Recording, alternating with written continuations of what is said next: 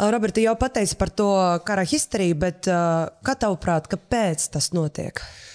Es atceros, kad bija 2008. gada krīze, bija krimināla pants, zini par ko?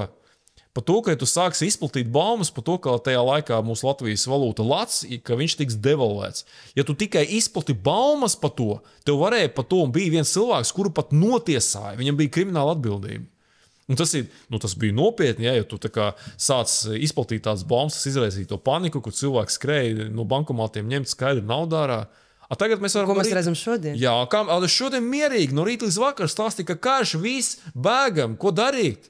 Kad bija tā sauktie treknie gadi, es ik pa laikam varēju lasīt internetā tādas interesantas rakstus, ja, par to, ka cilvēks aizbrauc tur uz Īriju, Angliju, Vāciju, vēl kaut kur, cik viņam tur ir labi, cik viņš tur viss ir iekārtojis, dibināja ģimeni, uzbūvēja māju.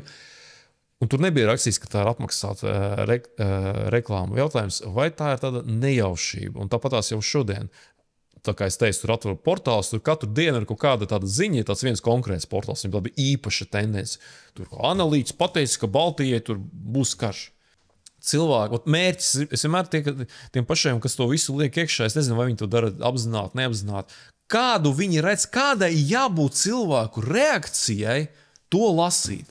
Es nezinu, man tā liekas, vidējs cilvēks, viņš domās par to, kādu viņam valsti izvēlēties tālāk dzīvošanai. Viņam, piemēram, aug bērni, varbūt uzreiz sūtīt viņus, varbūt tur, lai uzreiz mācās un dzīvot citā valstī. Vai vispār nelasīt ziņas? Neatvert Facebooku?